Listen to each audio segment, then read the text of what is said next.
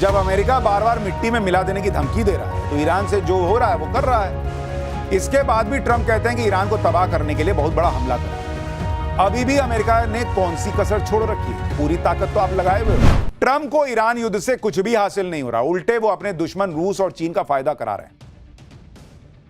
लेकिन ट्रंप चाहकर भी ईरान युद्ध से निकल नहीं पा रहे। भले ही उनके दुश्मनों को फायदा हो रहा है, भले ही उनका खुद का नुकसान हो रहा है। ईरान युद्ध में अमेरिका को एक और बड़ा झटका लगा। इराक में अमेरिकी वायुसेना का KC-135 प्लेन क्रैश हो गया। इस घटना में प्लेन में सवार 4 अमेरिकी सैनिकों की मौत हो गई। अब तक इस युद्ध में अमेरिका के 10 सैनिक मारे जा चुके हैं। ईरान का समर्थन करने वाले इराक रेजिस्टेंस फ्रंट के लड़ाकों ने अमेरिकी विमान को मार गिराने का दावा किया है। हालांकि अमेरिकी सेना ने इसे एक हादसा बताया है। अमेरिकी सेना का KC-135 बोइंग कंपनी का बनाया रिफ्यूलिंग प्लेन है, जो वॉर जोन में उड़ रहे फाइटर जेट्स और दूसरे एयरक्राफ्ट्स में हवा में ही फ्यूल भरता है। इसलिए लंबी दूरी के मिशन के लिए KC-135 को काफी अहम माना जाता है। वैसे तो इस प्लेन में 37 सैनिक बैठ सकते हैं, लेकिन आमतौर पर इस प्लेन में 3 क्रू मेंबर रहते हैं, एक पायलट, एक को पायलट और एक क्रू मेंबर एयरक्राफ्ट्स में फ्यूल भरने के लिए। इसमें इस्तेमाल होने वाले बूम को ऑपरेट करता है।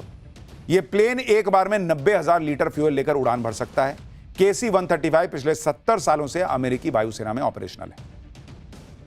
KC-135 वेस्ट ईरान के साथ युद्ध शुरू होने के बाद गिरने वाला अमेरिका का चौथा प्लेन बन गया है। इससे पहले कुवैत में अमेरिका के 3 F-15 फाइटर जेट गिर चुके हैं। अमेरिका के प्लेन गिर रहे हैं, उसे नुकसान हो रहा है। अब डोनाल्ड ट्रंप दुनिया को नहीं बता रहे कि 4 गिर गए, 5 गिर गए, 10 गिर गए, 11 गिर गए। भारत पाक युद्ध का तो बड़ा बताते थे भाई साहब। आप हर दिन बढ़ा के बताते थे कि नहीं 6, न 8, न 4, न 10, न 15। आप बताइए अपने कितने गिर गए? ट्रंप तो अपनी ही दुनिया में है। इसी बीच ईरान ने एक और बड़ा दावा कर दिया। ईरान ने कहा है कि उसने ओमान सागर के पास तैनात अमेरिकी वॉरशिप USS अब्राहम लिंकन को मिसाइल और ड्रोन के हमले से बड़ा नुकसान पहुंचाया। ईरानी सेना ने यह भी दावा किया है कि हमले में हुए नुकसान की वजह से USS अब्राहम लिंकन अपनी तैनाती वाली जगह से हटने को मजबूर हो गया है।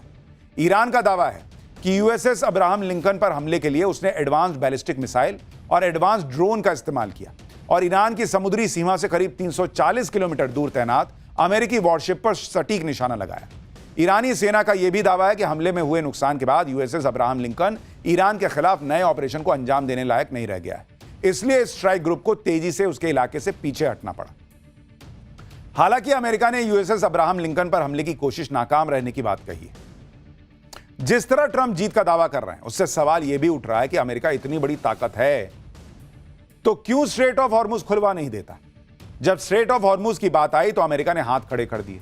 अमेरिका के रक्षा मंत्री और सेना प्रमुख ने आज कहा कि स्ट्रेट ऑफ हॉर्मुज में अभी भी ईरान के पास जहाजों पर हमला करने की क्षमता है। अमेरिकी फोर्सेज ईरान की माइन लेइंग कैपेबिलिटी को टारगेट कर रही हैं। स्ट्रेट ऑफ हॉर्मुज में हालात तेजी से बदल रहे हैं। यह अभी भी सामरिक रूप से बहुत कॉम्प्लेक्स है। अगर जरूरत पड़ी तो अमेरिकी सेना हॉर्मुज में शिपिंग को सुरक्षा देगी और स्कॉट करेगी। अरे भाई, यही तो जरूरत का समय है। करो ना जहाजों को स्कॉट, दो सुरक्षा। मुहूर्त देख रहे हो? क्या सोच के बैठे हुए हो कि नहीं हम देंगे? कब दोगे? अमेरिका इसमें हाथ खड़े कर रहा है। आज तो गजब ही हो गया। जब अमेरिका के रक्षा मंत्री से पूछा गया कि स्ट्रेट ऑफ हॉर्मुज क्यों नहीं खुलवा रहे हैं, तो कह रहे हैं कि स्ट्रेट ऑफ हॉर्मुज तो खुल जाता, लेकिन ईरान जहाजों पर गोलियां चला रहा है। तो गोली नहीं चलाएगा तो वहां पर फूल बरसाएगा। सुनिए जरा भाई साहब क्या कह रहे हैं। The only thing prohibiting transit in the Straits right now is Iran shooting at shipping. It is open for transit should Iran not do that. सोचिए कैसी बेसिर पैर की बातें अमेरिका के रक्षा मंत्री कह रहे हैं कि अगर ईरान गोलियां ना चलाए तो स्ट्रेट ऑफ हॉर्मुज खुल जाएगा। हाँ, हमको तो पता ही नहीं था। यह भी कोई कहने वाली बात है जी? ईरान गोलियां चला रहा है इसलिए बंद है। जब अमेरिका बार बार मिट्टी में मिला देने की धमकी दे रहा है तो ईरान से जो हो रहा है वो कर रहा है। इसके बाद भी ट्रंप कहते हैं कि ईरान को तबाह करने के लिए बहुत बड़ा हमला करेंगे। अभी भी अमेरिका ने कौन सी कसर छोड़ रखी है? पूरी ताकत तो आप लगाए हुए हो। अभी तक अमेरिका ने ईरान युद्ध में 20 से ज्यादा वेपन सिस्टम यूज किए हैं। भाई, थार्ड और हिमार्स जैसे मिसाइल सिस्टम का प्रयोग किया। MIM-104 पैट्रियट मिसाइल सिस्टम का इस्तेमाल इसमें हो चुका। ल्यूकस और MQ-9 रिपर जैसे ड्रोन का प्रयोग किया। F-22 रैप्टर और F-35 लाइटनिंग जेट्स इस्तेमाल कर लिए। B-2 स्टेल्थ बॉम्बर से ईरान पर बम बरसार दिए। B-1 बॉम्बर और F-15 से हमला कर दिया। E-3 सेंट्री जैसे उच्च तकनीक वाले वार्निंग और कंट्रोल सिस्टम यूज कर लिए। USS गेराल्ड आर फोर्ड और USS अब्राहम लिंकन जैसे युद्धपोत लगा दिए। तो भाई क्या कमी छोड़े हो? करते रहे हो सब यूज। बोलो ना कि इतने के बाद भी हम कर नहीं पा रहे। दुनिया में एक्सपोज हो रहे हैं कि हम बहुत तक शक्तिशाली, हम बहुत शक्तिशाली।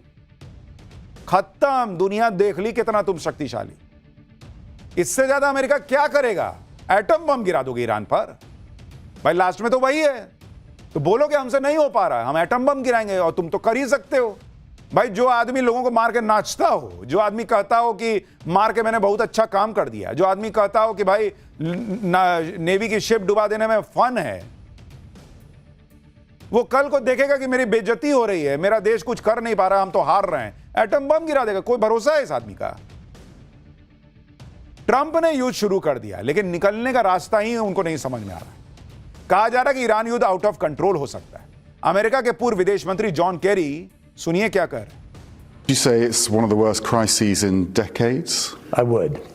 I think it is because it has the potential of getting even more out of control. I mean, I think if people have a feeling that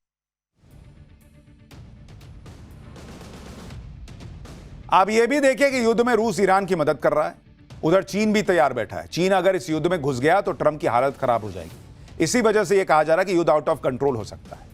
आप देखिए कि आज ही चीन ने ईरान के स्कूल में अमेरिकी हमले की निंदा की, और इस हमले में 160 से ज्यादा बच्चियां मारी गई थी। चीन ने कहा कि आम लोगों को निशाना बनाना गलत है, यह अंतर्राष्ट्रीय कानूनों का खुला उल्लंघन है। चीन ने मृतक बच्चियों के परिवारों की मदद के लिए $2 लाख देने का ऐलान किया है। यानी चीन अब खुलकर ईरान के समर्थन में आ गया है।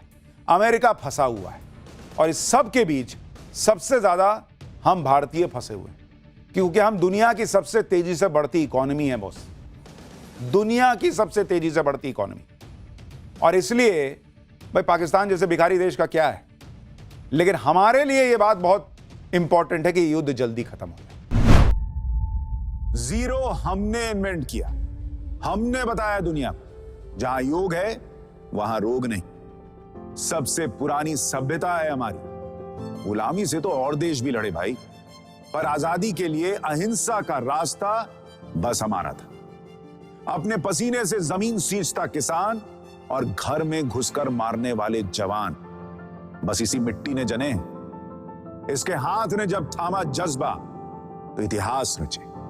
कदम बढ़ाए तो चांद का वो हिस्सा चूमा भाई, जहां कोई कभी नहीं पहुंचा। आज पूरी दुनिया में शान से लहरा रहा है तिरंगा, और इसके पीछे है गर्व से भरी अनगिनत कहानियां जो लिखी जा चुकी हैं और लिखी जा रही हैं, जिन्हें मैं सुनाऊंगा राष्ट्रगर्व रोज शाम 6:25 पर।